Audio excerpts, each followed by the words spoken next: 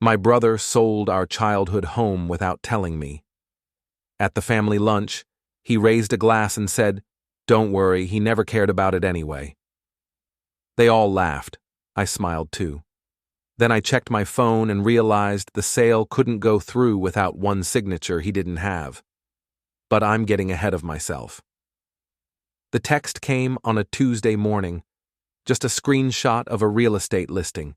No context, no explanation. Just the house where I grew up, professionally photographed, with a price tag that made my coffee taste like copper. I stared at the image on my phone. The oak tree in the front yard looked smaller than I remembered. Someone had painted the shutters gray. The porch swing was gone. I called my brother 3 times. Voicemail, voicemail, voicemail. Then a text. "Let's do lunch Saturday, catch up." 4 days. He wanted me to wait 4 days. I spent those days in a strange fog. I kept pulling up the listing on my laptop, scrolling through the photos like they were evidence of a crime I couldn't quite name. The kitchen where Mom taught me to make pancakes. The living room where Dad fell asleep watching baseball every Sunday. The backyard where we buried our dog when I was 9. All of it staged, depersonalized, stripped of everything that made it ours. The listing agent's name was Victoria Chen. I looked her up. 5-star reviews, specializes in estate sales and quick turnovers. I wondered if my brother told her it was an estate sale. I wondered if he mentioned that our father was still alive. That would be me. Saturday came. My brother picked the restaurant. Some new place downtown with exposed brick and Edison bulbs and a menu that didn't list prices. The kind of place where the waiters describe every ingredient like they're narrating a nature documentary. I got there early. Sat in my truck in the parking garage for 20 minutes, watching people in expensive clothes laugh their way toward brunches that cost more than my electric bill. My phone buzzed. Property alert. I'd set one up after seeing the listing, just to track it, just to know. I dismissed it without reading and went inside. My brother was already at the table, so was his wife, Melissa, and our sister, Grace. They'd started without me. 3 glasses of champagne already half empty. "There he is!" My brother stood up, arms wide, smile bright. Professional. The same smile he used in the photos on his company website. His name is Derek. I should probably mention that. He hugged me. Designer cologne and expensive fabric softener.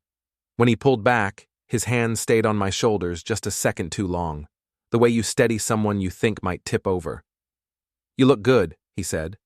"Really good. Doesn't he look good?" Melissa nodded enthusiastically. "So good. I love the beard. Very rugged." I don't have a beard. I just hadn't shaved in 3 days. Grace smiled but didn't say anything. She never said much when Derek was talking. She'd perfected the art of being present without participating. I sat down. A waiter appeared instantly, poured me champagne without asking. "So," Derek said, settling back into his chair like a king returning to his throne. "How have you been? We haven't seen you in, 6 months?" 4, I said.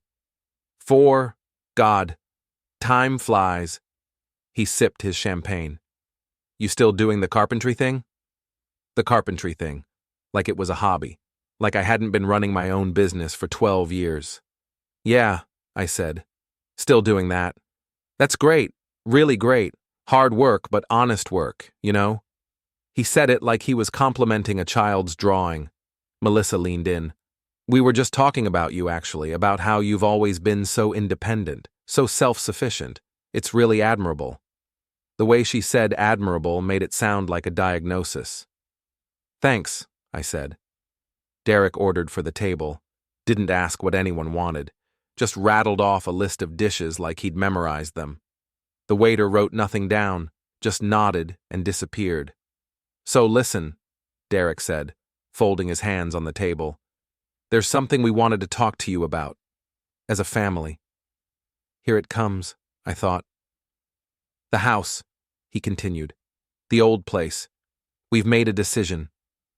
We. Like it was a democracy. Like my vote had been counted somewhere I couldn't see. I saw the listing, I said. Derek's eyebrows rose. Oh, well, that saves some time. Yeah, we're selling it. Market's crazy right now. The neighborhood's really turned around. Gentrification, you know? Bad for the soul, great for property values. He laughed. Melissa laughed. Grace smiled into her champagne. We're getting almost 3 times what Dad paid for it, Derek continued. Can you believe that? 3 times. For that old place. That old place. Where we grew up. Where Mom died. I didn't know it was for sale, I said. Well, it's been empty for what, 2 years now? Just sitting there, deteriorating? And the maintenance. Don't even get me started. Derek shook his head. We had to replace the whole HVAC system last year. 12 grand. 12 grand for a house nobody's living in. I would have lived in it, I said. The table went quiet for exactly 3 seconds. Then Derek laughed. Come on, you? In that neighborhood? You've got your place, your workshop, your whole setup. I have an apartment above a garage, I said. Which is perfect for you. You've never been a house person anyway. Too much maintenance, too much responsibility. He said it cheerfully, like he was doing me a favor by remembering who I was. The food arrived. Small plates, artistic arrangements, things with foam. The point is, Derek said, picking up his fork, we're moving forward with the sale. It's already under contract, closing in 30 days. We'll split everything 3 ways, obviously, fair and square. Everything, I said. The proceeds. After costs, of course. Agent fees, repairs, staging. Probably end up being around $60,000 each. Maybe more if the appraisal comes in high. $60,000. For the house where I learned to ride a bike. Where I kissed Jenny Martinez on the porch when I was 16.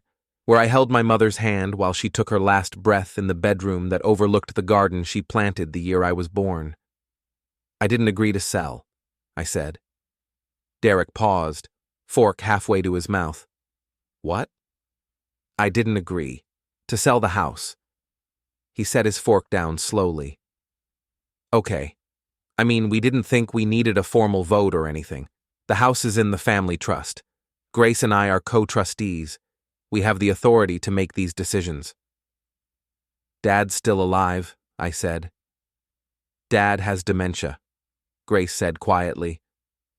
It was the first thing she'd said since I sat down. He doesn't even remember the house anymore.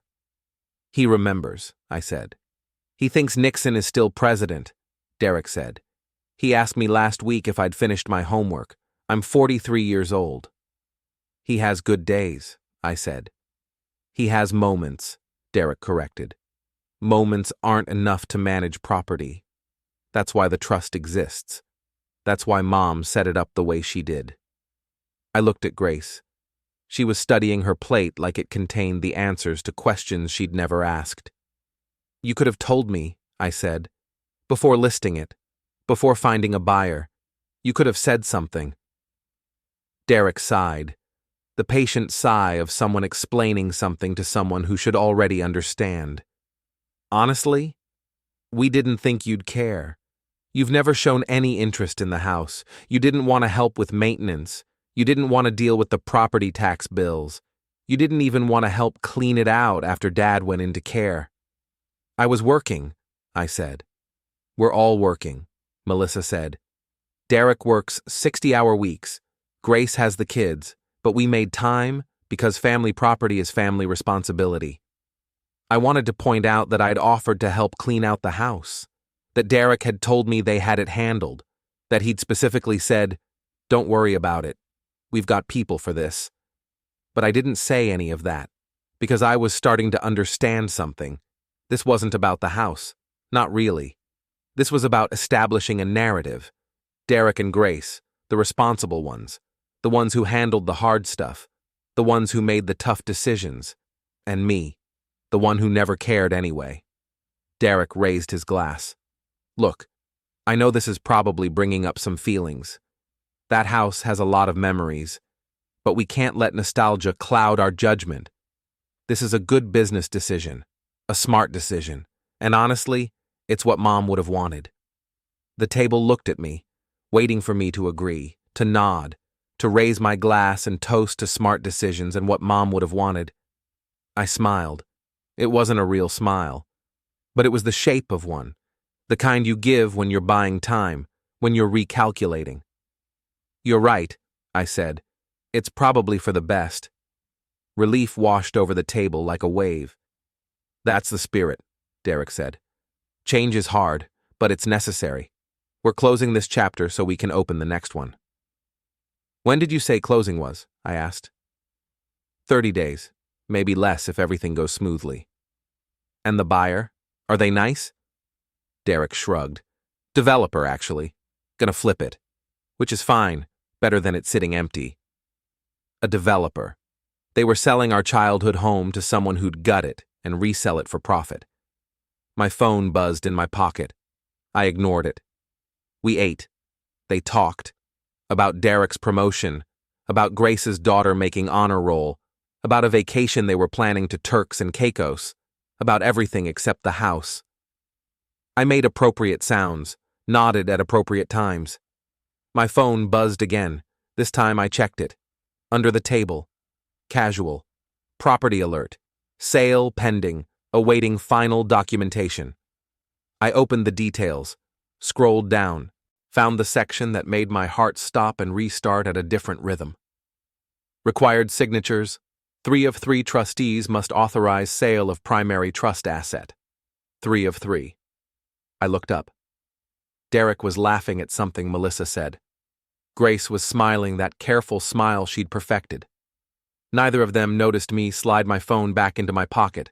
Neither of them noticed my smile change from fake to something else entirely.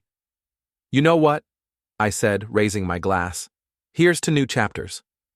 Derek grinned. "Now that's what I'm talking about."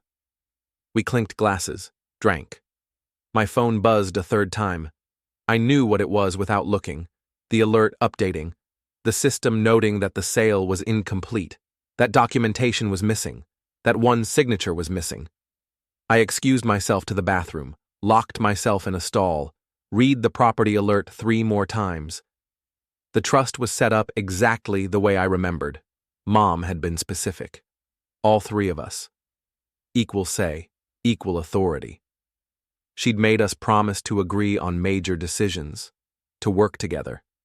She probably never imagined one of us would try to sell without telling the others. I deleted the alert, cleared my notifications, put my phone on silent.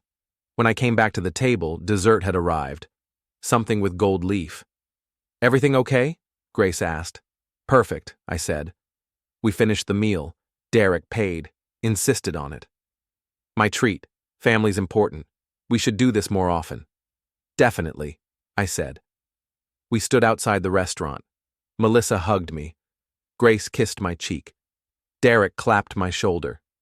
"Proud of you," he said, "for being mature about this. I know it's not easy." "It's fine," I said. "Really? We'll send you the paperwork to sign, probably next week. Just a formality." "Sure," I said. "Just a formality."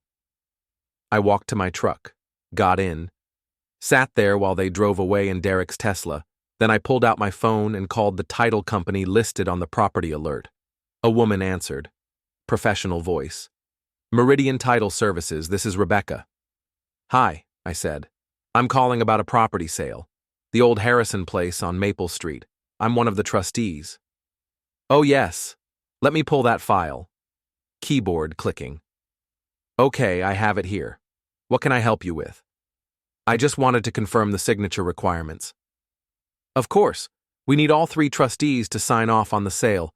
We've received 2 signatures so far. We're just waiting on the 3rd. "And without that 3rd signature?" "The sale can't proceed.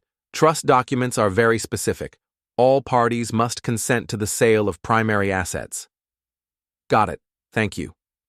Is there anything else I can help you with?" I looked at the restaurant in my rearview mirror. Through the windows, I could see Derek's empty table being cleared. "No," I said. "That's everything I needed to know." I hung up, started my truck, drove home through streets that had changed since I was young, coffee shops where there used to be hardware stores, breweries where there used to be churches. Money flowing in like a tide, lifting some boats and drowning others. My apartment was cold. I didn't turn on the heat, just sat at my kitchen table in my coat and opened my laptop.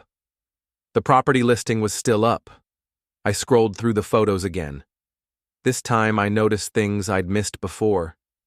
The scratch on the banister from when Derek threw a baseball inside when he was 8. The slightly crooked window frame in the upstairs bedroom where Grace used to read with a flashlight after bedtime. The spot in the backyard where the grass never grew right because that's where the dog was buried. All of it still there. Underneath the staging, underneath the fresh paint and the professional photography. I wondered how long it would take Derek to realize he needed my signature. I wondered how he'd ask for it. I wondered what he'd offer me to give it. I pulled up a blank document on my laptop and started typing notes, plans, questions. Outside, the sun set over a city I barely recognized anymore. Inside, I smiled. A real smile this time. Before we go any further, hit the hype button, take a second to subscribe and like the video. It really helps the channel grow. And tell us in the comments, what would you do in this situation? The email came on Monday. Subject line: Family Trust. Action required. Professional. Distant. Like I was a client instead of a brother. I let it sit unopened for 6 hours, went to work instead. Had 3 jobs lined up that week.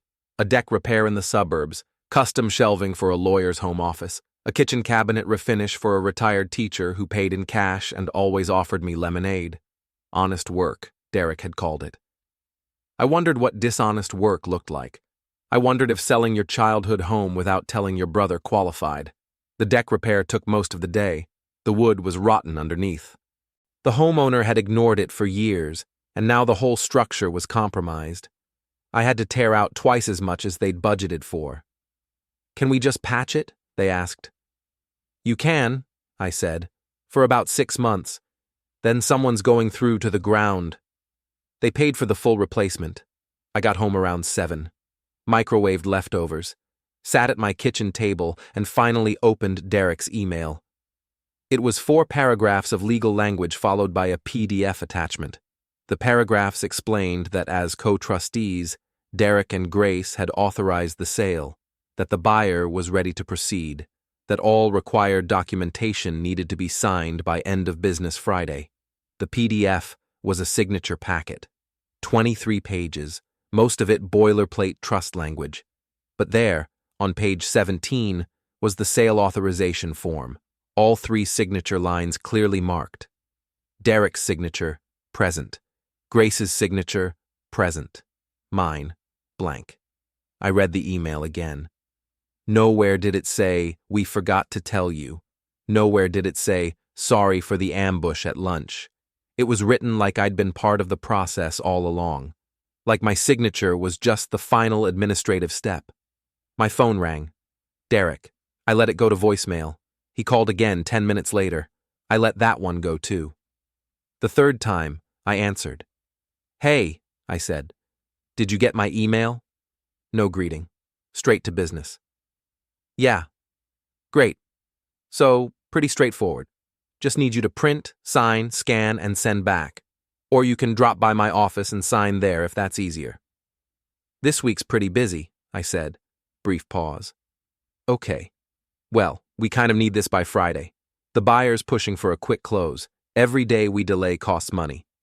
Costs you money, I said. Another pause. Longer this time. Costs all of us money, Derek said. His voice had changed, still friendly but with an edge underneath. The longer this drags out, the more likely the buyer walks. Market's volatile right now. We need to strike while the iron's hot. Right, I said. So you'll sign? I'm thinking about it. Thinking about what? It's a done deal. House is sold. We just need your signature to make it official. I said nothing. Hello? Derek said. You still there? I'm here. Okay, what's going on? You said at lunch you were fine with this. I said it was probably for the best. Same thing. Not really, I said. I could hear him breathing, controlled breaths. The kind you take when you're trying not to lose your temper. Is this about money? He asked. Because we can talk about adjusting the split. If you need a bigger percentage to help with expenses or whatever, we can work something out. It's not about money. Then what? What is this about? I looked at the PDF on my laptop screen. 3 signature lines, 2 filled, 1 empty. I just want to make sure we're doing the right thing, I said. We are doing the right thing. We've been over this. The house is a liability. It's been sitting empty for 2 years. We're getting a great price. There's literally no downside. Except losing the house. It's just a house, Derek said. Just wood and nails. The memories don't disappear because someone else owns the deed. Just wood and nails. Like that's all it ever was. I need some time to think, I said. We don't have time. The closing is scheduled for 4 weeks from now.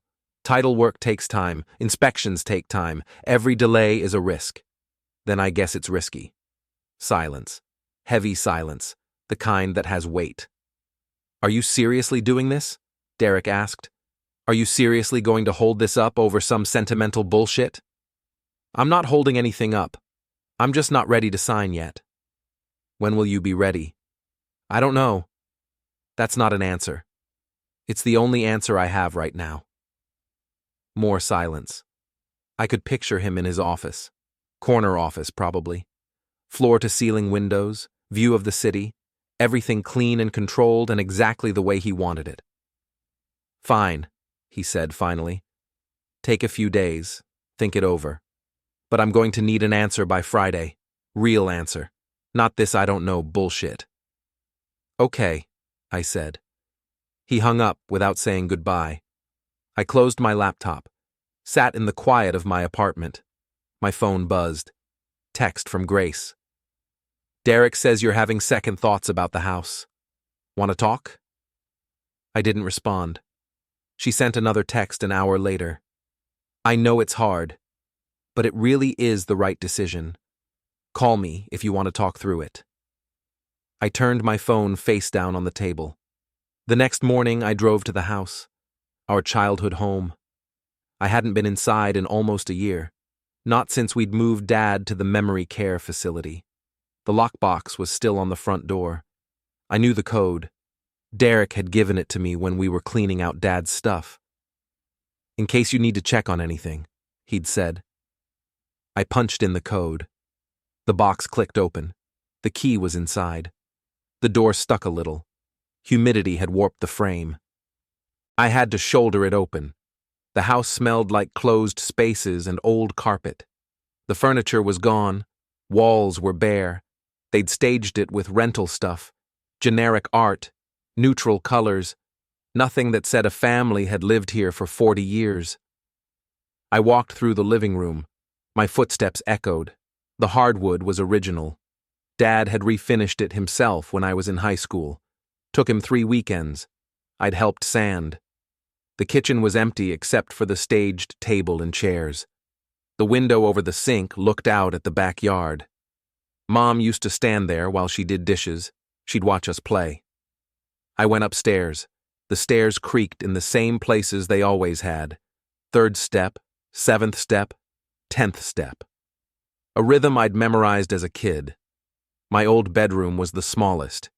They'd painted over the dark blue I'd chosen when I was 13. Now it was beige, safe, marketable.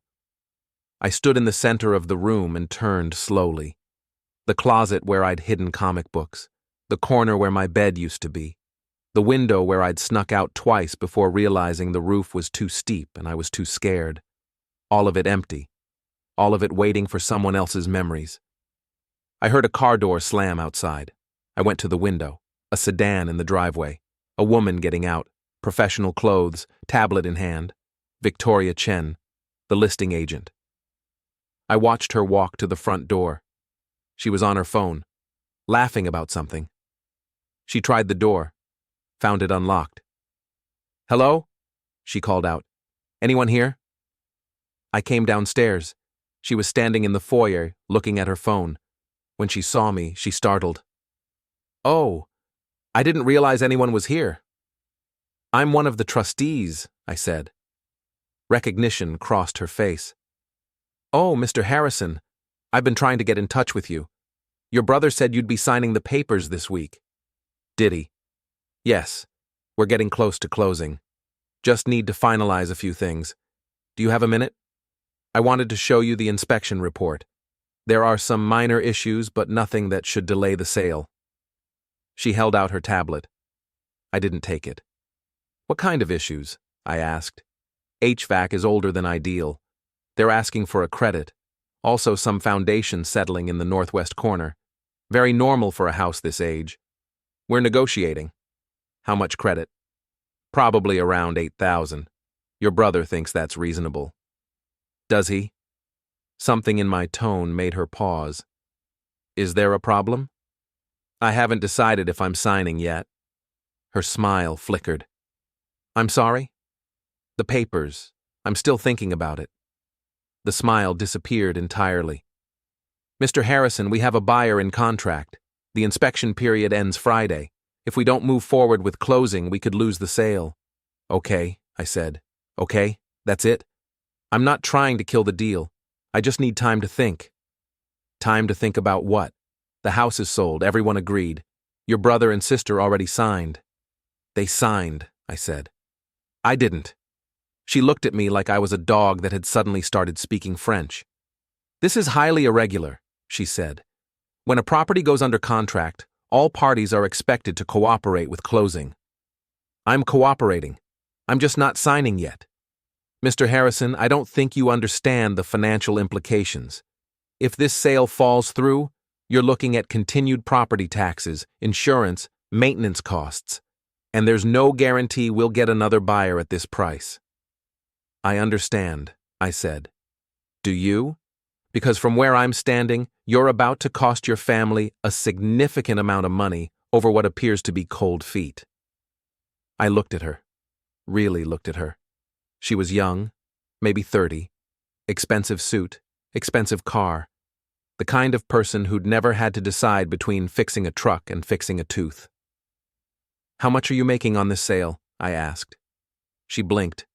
Excuse me? Your commission. How much?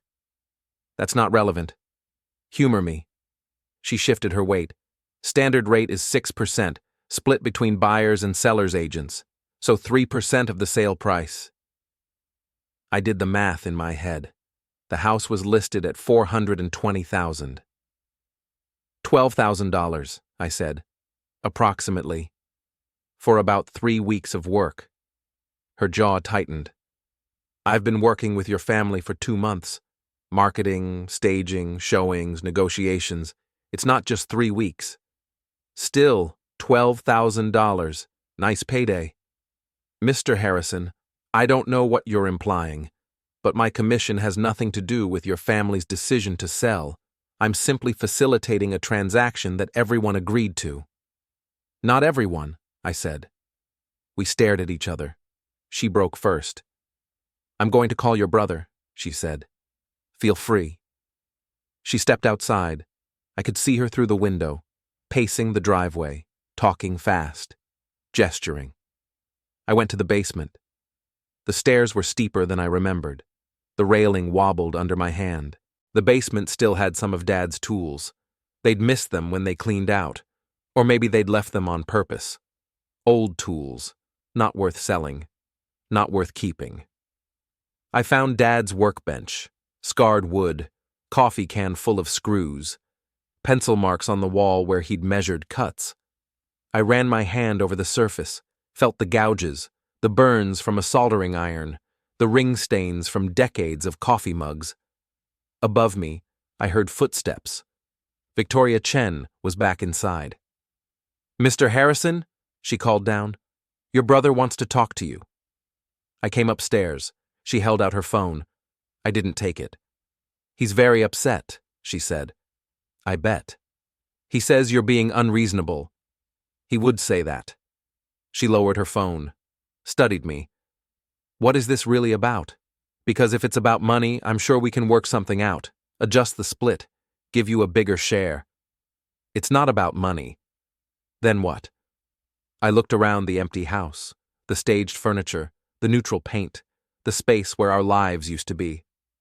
This is where my mom died, I said. Upstairs, in her bedroom, cancer. I sat with her, held her hand. She made me promise to take care of the house, to not let it fall apart. Victoria Chen's expression softened slightly. I'm sorry for your loss. But surely she'd want you to make smart financial decisions. She'd want you to... You didn't know her, I said. Don't tell me what she'd want. The softness disappeared. Fine, but you need to make a decision. Today is Tuesday. Inspection period ends Friday. If you're not going to sign, I need to know now so I can prepare the buyer. Tell the buyer to be patient. Mr. Harrison, I'll give you an answer by Friday, like my brother requested. That's the best I can do. She looked at me for a long moment. Then she put her phone away. Friday, she said. 5 p.m. After that, I'm advising the buyer to walk. Noted. She left. Her sedan kicked up dust in the driveway. I locked the house and sat on the front porch. The porch swing was gone, but there were still hooks in the ceiling where it used to hang. I sat on the steps instead. Same steps where Jenny Martinez kissed me when I was 16. Same steps where Derek broke his arm trying to jump off them when he was 9. Same steps where Grace sat crying when her first boyfriend broke up with her. My phone rang. Derek again. This time I answered. What the hell are you doing? No greeting, just anger. Sitting on the porch, I said. The agent says you're refusing to sign. I'm not refusing. I'm delaying. Until when? Friday, like you said. I said I need an answer by Friday. Not that you could drag this out until Friday. Same thing, I said, using his words from earlier. Don't be cute, this isn't a game. I know. Then why are you playing one? I watched a car drive past, didn't recognize it. Didn't recognize half the cars in this neighborhood anymore. New people, new money, everything changing. Do you remember the porch swing? I asked. What? The porch swing. Mom and Dad bought it when they moved in, before we were born. It was here longer than we were. What does that have to do with anything? What happened to it? Silence. Derek, what happened to the porch swing? We threw it out, he said. It was rotted, falling apart. You threw it out. Yes, along with a bunch of other junk. The garage was full of rusty tools and old paint cans. The attic had boxes of shit nobody wanted. We had to pay to have it all hauled away. You could have asked me if I wanted any of it. Why? So you could hoard a bunch of broken crap in your apartment? We were doing you a favor. I closed my eyes, took a breath. I'm hanging up now, I said. Wait. I hung up. He called back immediately. I sent it to voicemail. Grace called 10 minutes later. I almost didn't answer, but Grace was different. Grace was quieter, less sure of herself. Hey, she said when I picked up. Are you okay? Fine. Derek says you're upset about the house. Derek says a lot of things. I know he can be intense, but he's not wrong about this. The house is too much for us to manage, and the money would really help, for all of us. You need money? I asked. I didn't say need, but it would be nice, for the kids, college funds, savings, you know. Right. You could use it too, for your business.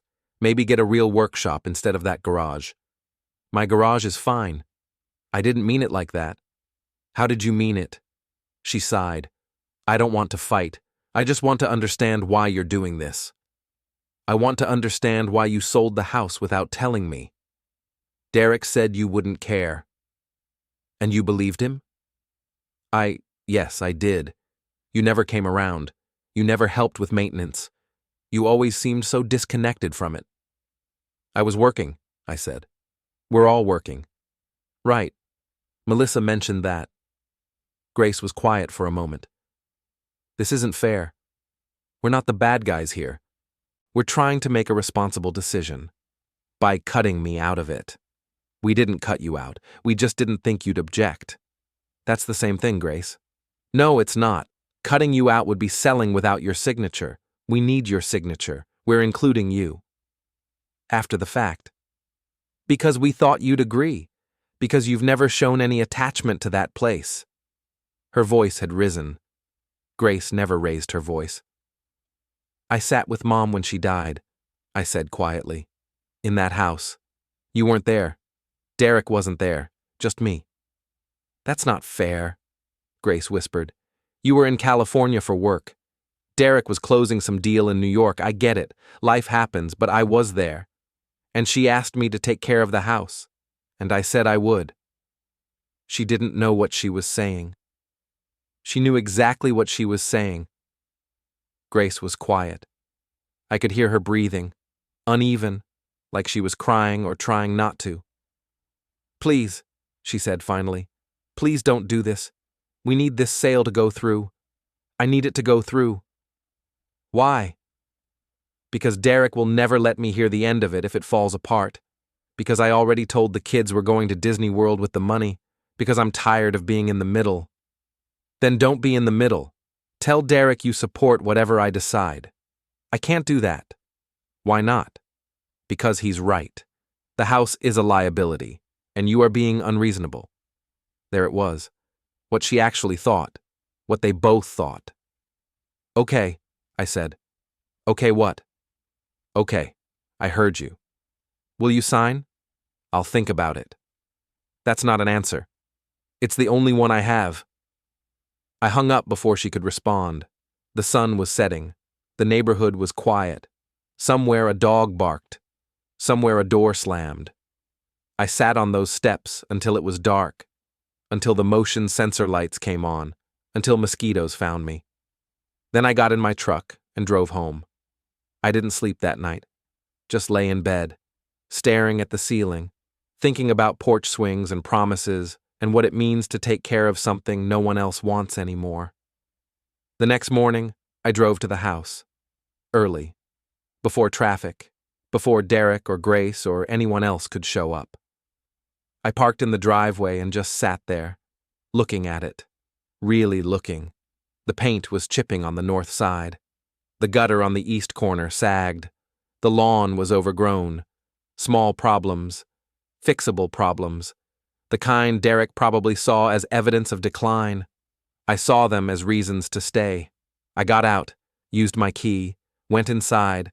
The staging furniture sat in its arranged perfection, fake books on fake shelves, fake fruit in fake bowls, everything designed to suggest a life without actually living one.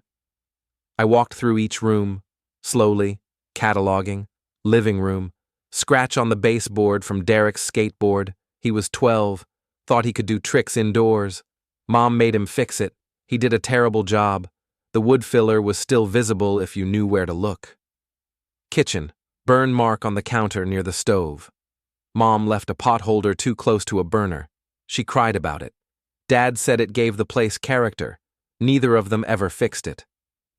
Dining room, dent in the hardwood where Grace dropped a dumbbell during her brief fitness phase.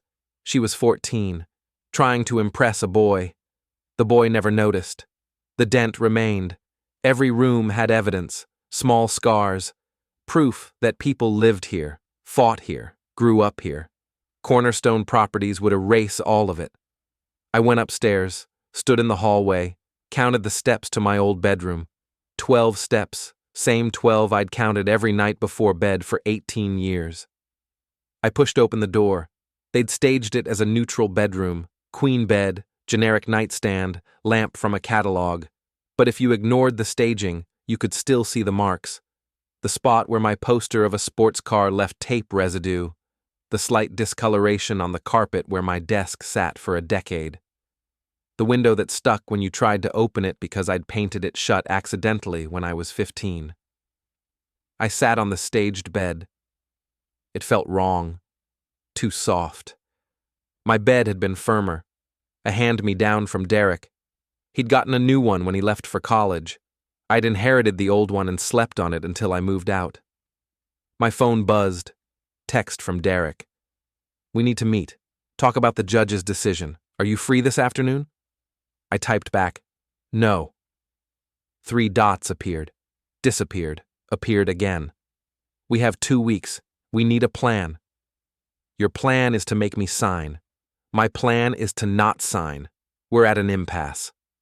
This is childish. I didn't respond. Another text. I'm trying to be reasonable. Meet me halfway here. Halfway would have been including me from the beginning. I put my phone down. I went to Mom's room, stood where her hospital bed had been. The window faced the backyard. The garden was barely visible through the overgrowth. Mom used to spend hours in that garden. Tomatoes, peppers, herbs. She'd come inside with dirt under her nails and a smile on her face. Dad would joke that she loved those plants more than us. She'd laugh and say plants were easier. They grew when you took care of them. I wondered if she knew how right she was. My phone rang. Grace.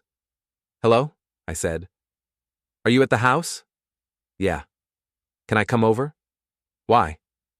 Because I need to see you, to talk, without Derek around. Fine. She arrived 20 minutes later. Her car was expensive. A gift from her husband, probably. Or maybe she bought it herself. I didn't know anymore. Didn't know what her life looked like beyond the edited version I saw at occasional family gatherings. She got out, looked at the house. God, it looks sad. It's been empty for 2 years. I know, I forgot how much it's deteriorated. We went inside. She walked through the rooms the same way I had, touching things, remembering. Derek would hate that I'm here, she said. Probably. He thinks I'm being weak, emotional. He said if I can't be objective, I shouldn't be involved. Sounds like Derek. She sat on the staged couch. It was too small for her frame. She perched awkwardly. I don't know what to do. I want to support Derek.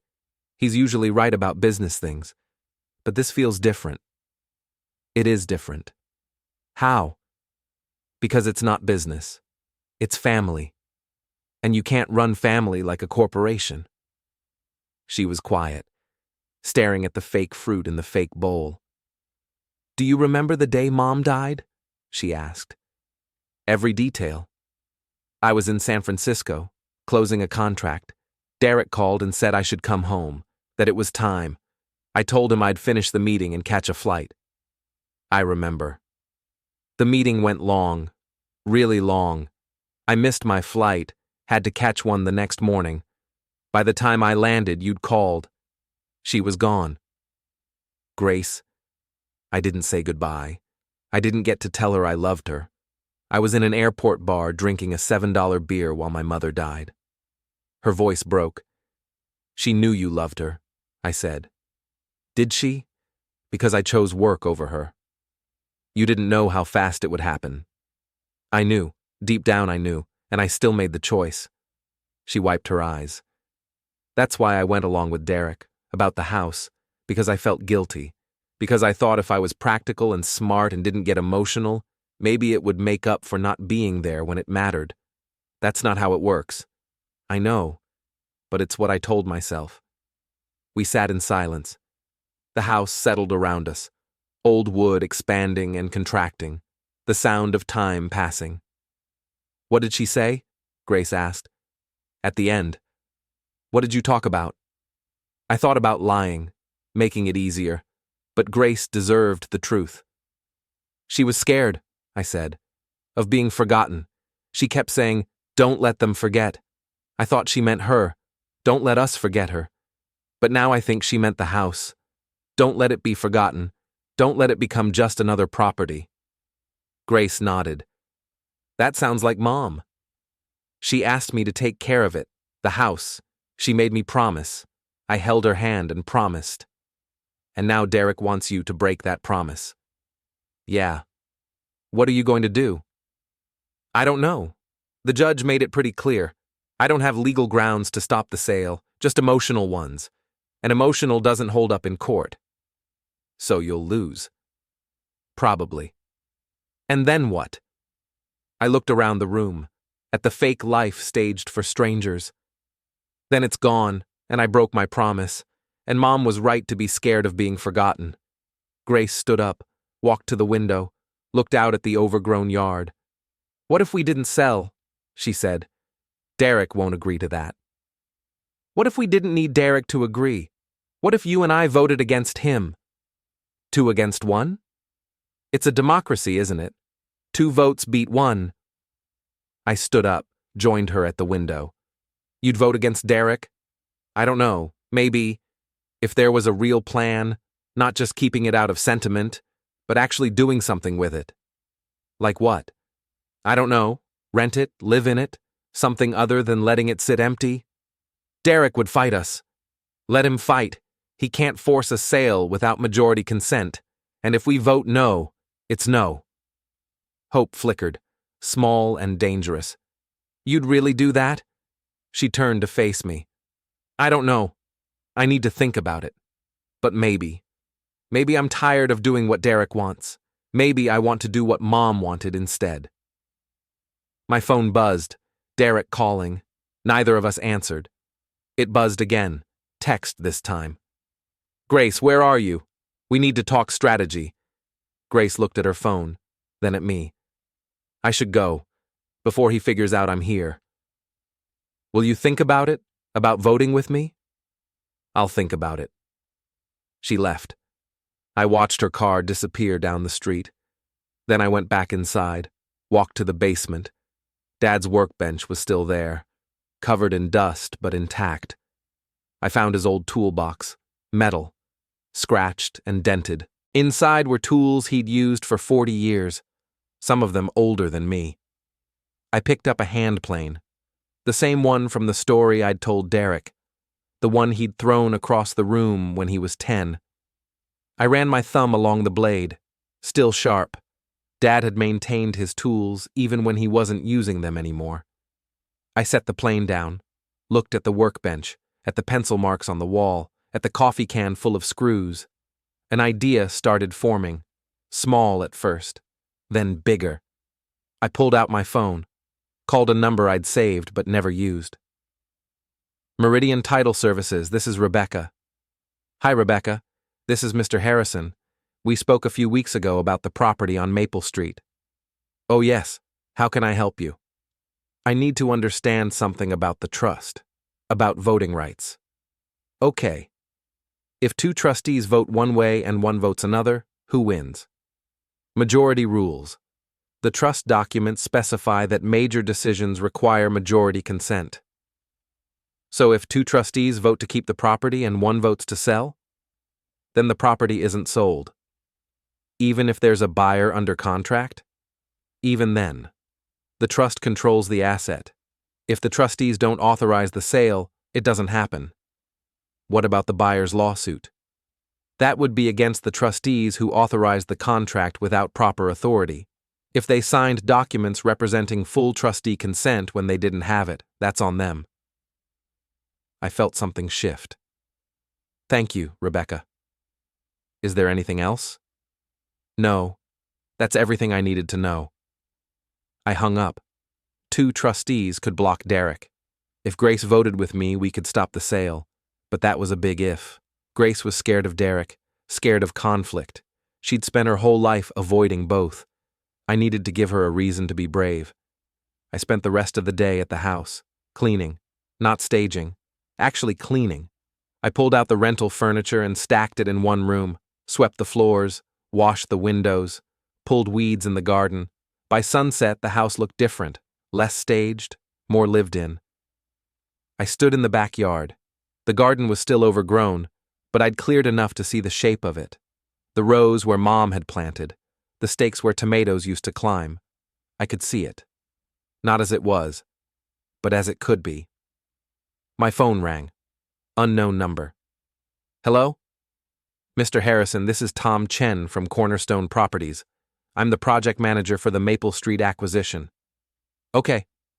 I wanted to reach out personally, express my concern about the delays, and see if we could find a resolution. Your agent already offered me money. I'm aware, and I'm prepared to increase that offer. $30,000, cash, for your signature. No.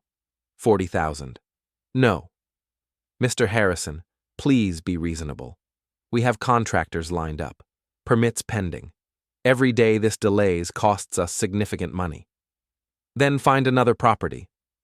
We're under contract for this property. We've invested time and money. We're entitled to proceed. Not without my signature, you're not. Pause. I'm trying to be nice about this, but you're forcing my hand. If you continue to obstruct, we'll pursue every legal avenue available. We'll sue the trust. We'll sue you personally. We'll tie you up in court for years. Good luck with that. I'm serious. So am I. Find another house. This one's not for sale. I hung up before he could respond. Stood in the garden, in the spot where Mom used to stand, looking at the house the way she used to look at it. She'd called it their forever home, the place where they'd raise their kids and grow old together. Dad made it halfway. She didn't even get that far. But the house was still here, still standing, still waiting for someone to remember what it was supposed to be. I locked up, drove home, made dinner, sat at my table with my laptop, opened a new document, started writing.